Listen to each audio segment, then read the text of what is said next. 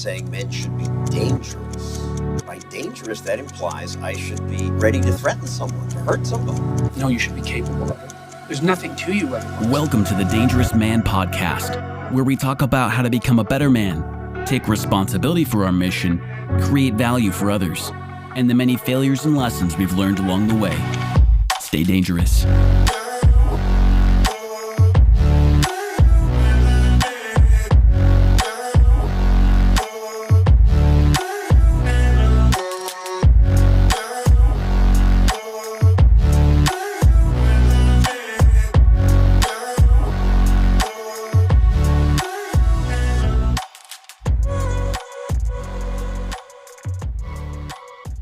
Everyone's talking about feeling important, right?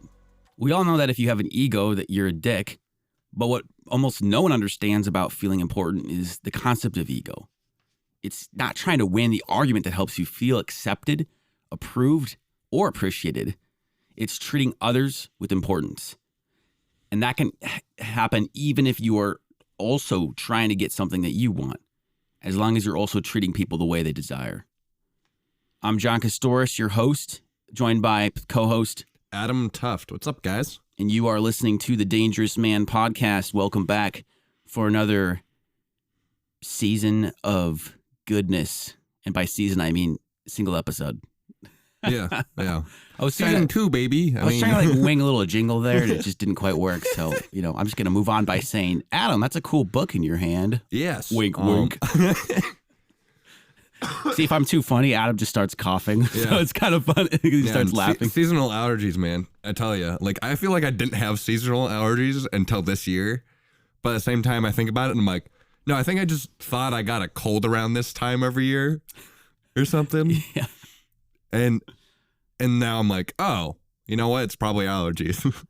Yeah, we're gonna have to get you some apparently drinking kombucha very, very consistently. Has completely gotten rid of all my dad and especially my dad. He had really bad seasonal allergies for 40 plus years. I guess I got to drink more kombucha every day, and then they literally all went away. Okay. So that's a thing. I feel like I've been drinking a lot of kombucha, but. Yeah. But hey, if you're not consistent, you're not great. Am I right? Yeah, I suppose. Not to steer us in that direction, but. Did I drink kombucha yesterday? I have to think about this. I thought I did. Yeah, I think so. I drink a half a bottle a day. Anyway, speaking of yesterday, I was handed a book by John that's called The Art of Dealing with People by Les Giblin. Pretty sure that's how you pronounce it. Oh, yeah. I'm pretty sure his real name is Leslie, and that's why he goes by Les. Because Les, I feel like... is more, right? Well, yes. But also, it's Les with one S. But also, Leslie is one of those names where it's it could be a guy, it could be a girl. So I think just going by Les, people are probably a guy. Yeah. Probably a safe bet. Slightly more masculine. But anyway, John handed me this book, and yesterday I actually read the entirety of the book. Come on. I just took, hours and hours and just drudged through the whole 39 pages of the book. What a commitment. Yeah. Now granted, I'm not the fastest reader. So it did take me a while. I just need to get better at skimming books in general, but it's a very, very interesting book from our perspective of looking at how to deal with people.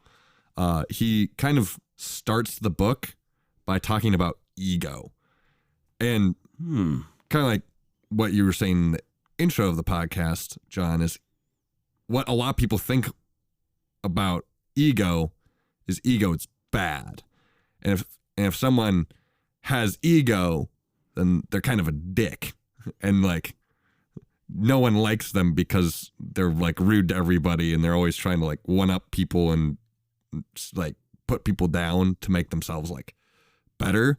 But right. Les or Giblin, I think, whatever. Let's call him Gibbs. call him Gibbs.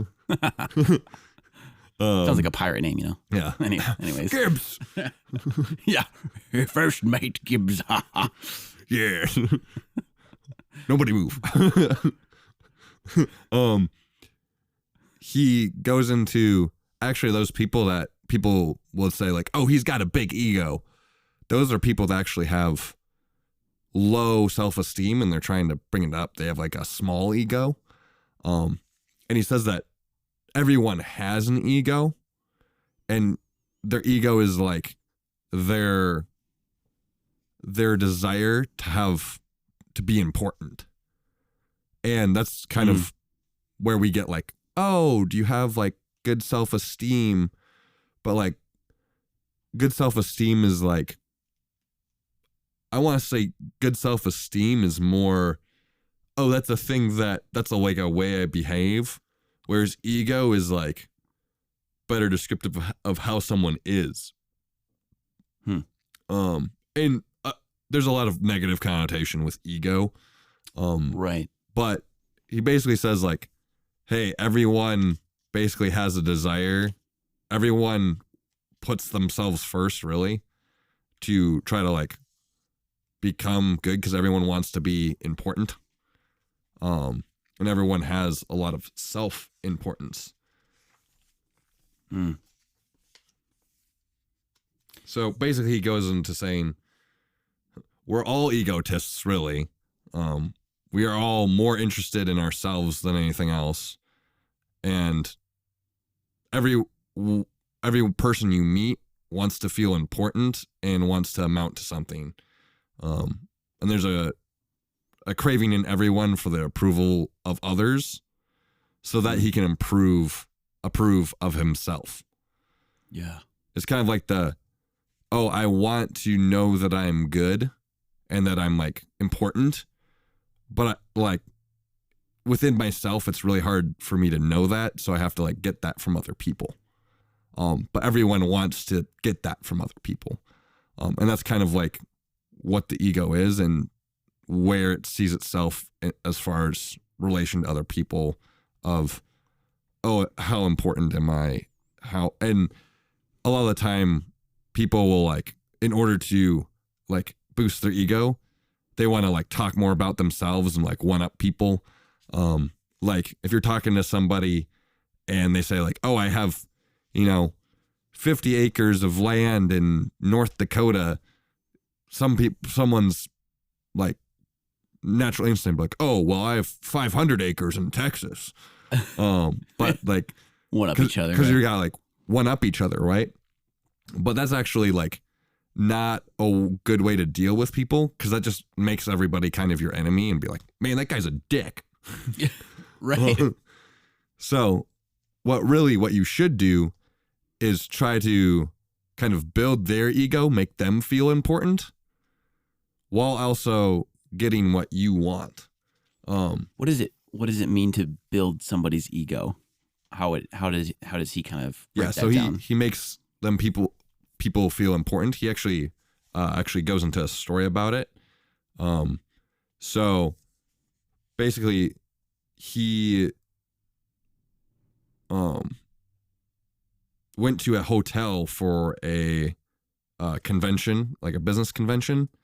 This is Gibbs, right? Yeah, Gibbs, Les Gibbs went to a convention and trying to like get through a like crowded hotel, and there was no more like rooms left. And he was like talking to the front desk guy, and the front desk guy was like, well, Les, he apologized, you should have let us know you were coming. I can't do anything for you under the circumstances. And then Les replied by saying, looks like we have a problem, but I know that if there's anyone in town who can find a solution, it's you. If you can't find me a room, I might as well give up and sleep in the park. And then the front desk guy says, I don't know, but stick around for 30 minutes and I'll see if I can come up with something. Can I see what he did there? He's like, hey, I know if I was talking to anybody else, they wouldn't be able to do it. But you, because I'm talking to you, I know you can figure something out. So it's like, Dang. Hey, you're important and you're really good at your job. And I bet, and I know you can do it. And then what ended up happening is it's almost like too, he's not, instead of talking about his own like, oh well, his own fears, or like, well, this or that, this is what I would need, or like, what. oh come on, like you know me, I'm Les Giblin. Like, yeah. Like, just made you it don't about, have a room? He made it about the other person. He made like, it around the other person, yeah. Yeah. They actually, basically, the guy ended up finding like a informal like living room, or a small living room that's used for like informal conferences, that could easily be turned into a bedroom. So they just like moved in a spare bed. Wow. Basically, he got the room. And he gave the guy, he got the room what he wanted, but he also gave the clerk the feeling of importance, because he gave him a sense of accomplishment and enhanced his ego by like proving to both of them that if anyone can do it, I can. I meaning the clerk. Yeah. Wow. So it's like, it's okay if I go on a yeah. So it makes me think of I think Alex Hormozy was talking. He's an entrepreneur and author, and he goes into anyways, getting to the point here. He mentions that when it comes to like persuasion and some of the books he's read on persuasion, basically like if you anchor somebody to, and this might sound potentially manipulative or unethical, but stick with me here, because it's more of just the psychology of the ego and like how to, But anyways, he's like, if you basically say a phrase that's related to identity, so it's kind of like if I were to say, "Hey, Adam, I, or let's use an example of the book." He says like, if it was anybody else, or what does he say? Can you read that part? He says, "It looks like we have a problem, but I know that if there's anyone in town who can find a solution, it's you." Yeah. And so to that statement, he's anchoring this guy's identity to somebody who's a problem solver, can find solutions, and that's who he is. Yeah. And so he's either going to do one of two things. He's going to say, one, he's going to go, no, I'm not. But then it's like, or later in the conversation. He's like putting down his own ego, basically. But also, and ego is a word, but even something that's easier to understand. We could say ego, but to break that down further, it would be like, is who he is, who he views himself as. Yeah. So if he wants to break line and not be that type of person of character or ability, that he can go and find room, like he can do those things. Yeah. Like then he's gonna, you know what I mean? If he says no, he's like, he probably more than likely most people want to, he's bringing an observation about this guy. Gibbs is. He's observing some qualities about him, and he's able to call those good qualities out. And then the guy, the clerk, is going to want to do everything he can to stay in line with that perception. Yeah. Because if he's not, then he is essentially going against who he is as a person. Yeah. Going against his character and his, ability. And so it, in a dry way, it's almost kind of a status thing. Yeah. But, that might not mean anything to. But Les, or Gibbs, as we're calling him on this episode, he's like basically saying, hey, this is part of your character that's really cool. And because you have that character trait, I know you can do this. Exactly. So he turns it into which it is, and this is where it becomes very ethical. It's like, that is a super positive thing about this guy. And, if he were to approach it from like I mentioned earlier, if he was like whining or talking about what Gibbs wanted, what he needed out of it, the guy might not care about the other person. I mean, most people don't, as good hearted as we're trying to become, I think often we don't naturally just like care about what other people's needs are as much. It's kind of like a lot of people think about themselves first and what they want first. And, obviously we want to do our best, to, like, be other focused and to serve others. But I think naturally there is a big disposition of, what I'm saying is naturally a lot of people tend to think of themselves and what their wants are. And so when Les is appealing to that first, all of a sudden it makes you're probably going to get more into this, Adam, but it takes that clerk and it puts his guard down. Yeah, absolutely. Definitely is like, oh, and notice that Les also says, looks like we have a problem. Dang. It's like, well, it looks like you have a problem. That's like very accusative or Yeah. like charged language. Yeah. Charged, like, kind of like I'm trying to say all this passive aggressive stuff Yeah. by being like your problem, like deal But with it. Like because that's we said very we have a problem, it's like they're triggering. in it together. Yeah, So it kind of puts them on the same team. totally. So it's like, hey, Ugh. we're on the same team. We're gonna beat this. We're gonna like, We're gonna whoop some ass. yeah, we're gonna do Kick some some cool ass, shit. take some names. Yeah, gas and take names. That's what it does. Yeah. Yeah, Oh, that's so cool. You but know, kind of what he's going into, just kind of, yeah. because a lot of people think like, oh, if you're egotistical, you're like kind of a dick.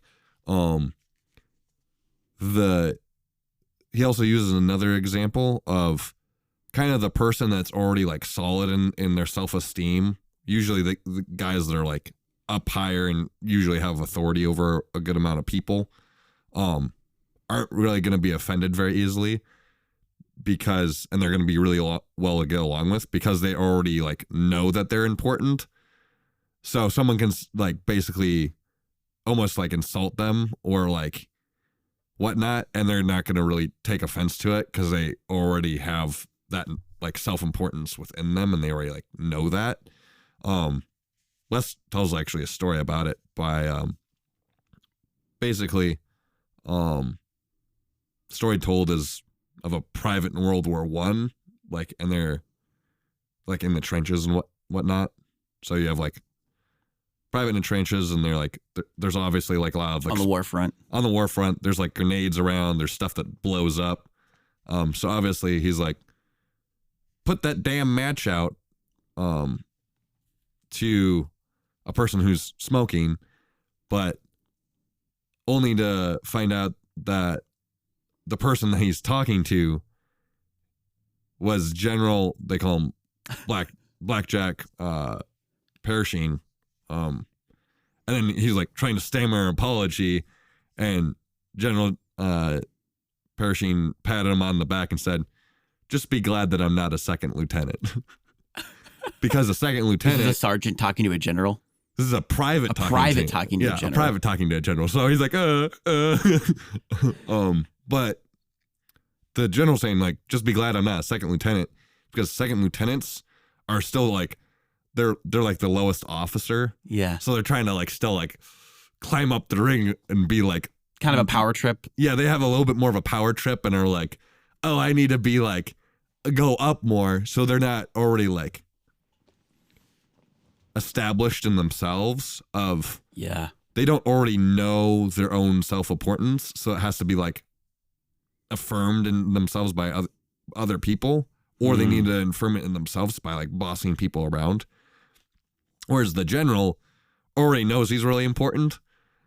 So instead of being like, how dare you ask me to put my match out or whatnot, he's like, there. It didn't really bother him. He's like, he's like, I'm not too worried about it. Yeah, he can just make a joke about it. He's not offended. Yeah.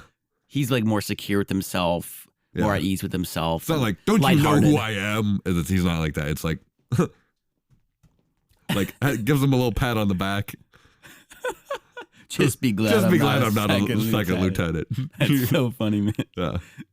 It's kind of, man. It is interesting, though. Like, if you were to rephrase that, put that damn match out. I mean, I get it. Like, if there's grenades around, it's like, if it's more dangerous or like a situation of, you're like, because the private is just realizing, oh, that might, that match might light something on fire and then blow something up. That makes the private really uncomfortable. That makes the private uncomfortable, but also the private's probably being like, I'm also looking out for the other guys that are around here. Oh, yeah. So I don't want this person to be stupid. But the general's like, hey, I'm smoking a cigarette or something. Yeah. And then, so it's basically kind of like,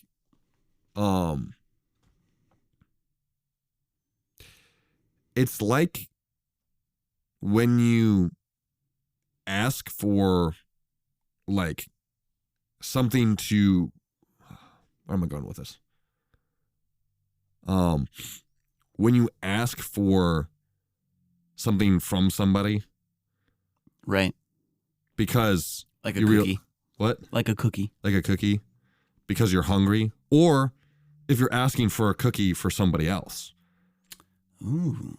Because, like, really the private in the story is trying to look out for other people, but he's just really being like, oh, like, I'm trying to do this. Like, say if you're trying to like take cookies from the cookie jar, but you're also taking cookies for your siblings. Right. You're like, I'm trying to help my siblings out. Like the older sibling who's like, the older sibling's like, I'll get you a cookie. Don't you worry. Because they're trying to and learn. Yeah. And then they like get caught, but at the same time, it's like they're kind of looking out for their other siblings, which is like good. Yeah.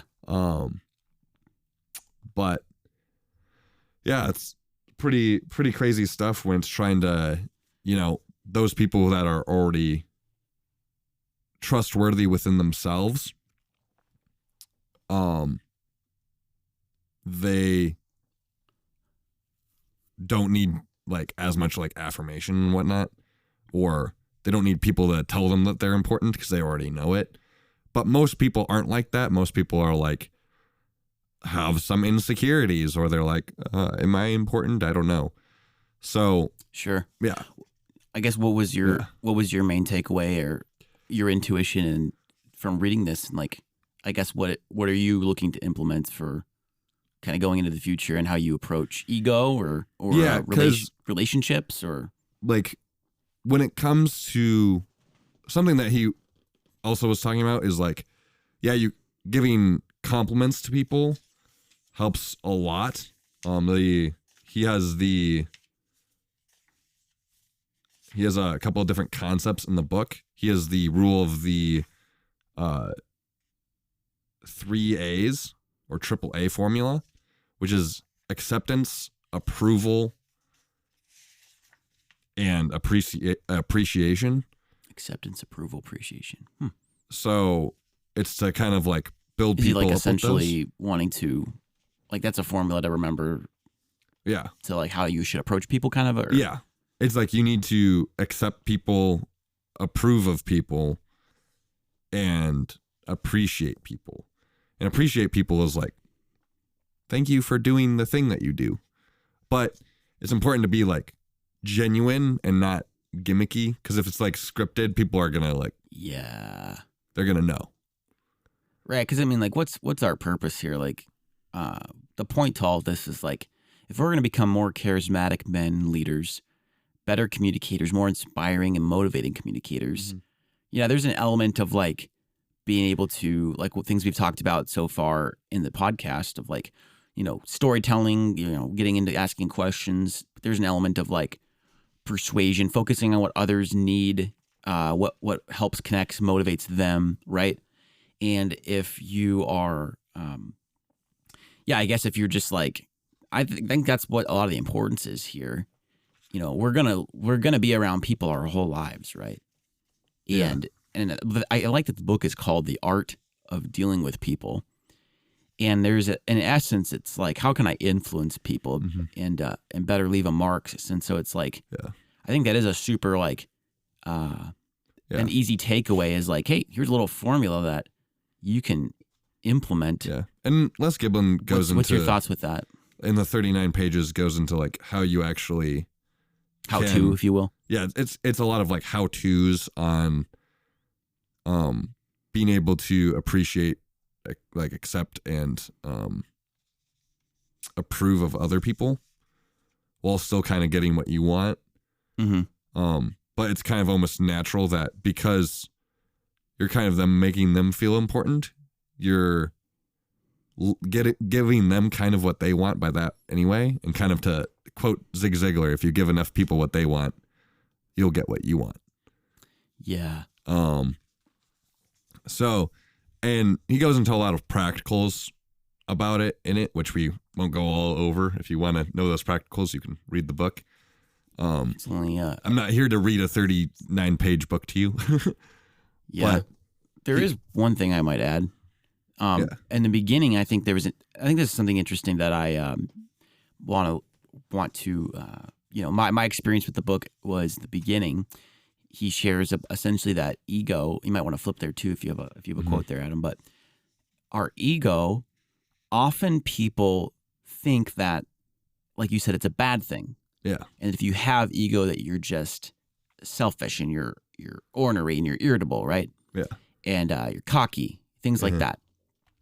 But what I want the audience to understand here, our listeners, right? And what I've been starting to understand is that he defines ego as, maybe you can find what he defines it as, but he defines ego in the fact that it's not all these bad things, but it's actually there's a lot of good things to our ego too. And actually a lot of those bad qualities, like irritable, hard to deal with, cocky, a lot of that comes out when you are not receiving, what were those 3 A's? Was it acceptance, approval, and appreciation? Yeah, if you're not experiencing acceptance, approval, and appreciation, if you don't feel, let's put it this way, if you don't feel accepted, in my life, the times when I haven't felt accepted or approved, like when my story that I went into the other day when I was in high school, right? Mm-hmm. And I would hang out with people all the time. Yeah. If I wasn't getting a sense of that from other people, then that's one reason I think I was so hungry to go and hang out with people in high school every freaking day. Mm-hmm. And I remember being on my phone and like getting 3 different invitations to different people's houses and bonfires and events. And I remember just being like, oh, which one, who's going to be there? Like I needed to know that there was going to be cool people there, or people that I would be able to gain some approval, appreciation from, acceptance from. And he actually says, like, if our egos aren't fed, it's like our stomach. And this is the analogy that I think is going to be something to take away, that I think about this every day. My ego is like, it's like a stomach. And if it's not getting fed good things, or what it needs, you need food. And if you don't get food, you are hungry. And that's a need that's being unmet. And therefore, the result of not eating food and being hungry is you get hangry, you get irritable, you get, fill in the blank. Yeah. And it's the same with ego. You actually need these things. And so when I'm dealing with somebody else, I've realized in my life that, like, if I'm just focusing on what I want and I'm kind of, you know what I mean? Yeah. Like, I don't realize there's been times in my life where I haven't realized there's a person in front of me who has their own needs on a human level. Yeah. On a spiritual level. It's kind of like if a monkey doesn't get his banana, he's going to be livid. Yeah. And he's going to go and wreak chaos upon his environment and rip your hair out, and you know what I mean? Like, but if he's with his banana, he's happy as can be, and he's like a little pet on your shoulder, right? Yeah. And so I think every single person that you look at, that I've looked at in my life, I've started to realize it's like that. And those aren't bad things. Those are really good things. And so it's like, I think when you find, I've just found people that are really, really big leaders, and they're inspirational, and they're strong, and they're just so good with people. They're so down to earth, and they almost like they don't think about themselves. I've noticed in my life that they'll just be like looking at me and talking to me, engaging in me, and like, and I can just tell that they are secure. Yeah, absolutely. And that their ego, they're taking care of their ego. They're more like they're not like abusing their ego or letting it go on, they're finding ways for their ego to get fed in a healthy way. Yeah. So that they can go and do that for others too. Yeah. Like, I know for me, that really inspires me. Yeah. If I'm walking into like a social situation and my ego hasn't been like kind of fed in a way, like you can get your ego can get hungry. If you don't have acceptance, approval, and appreciation,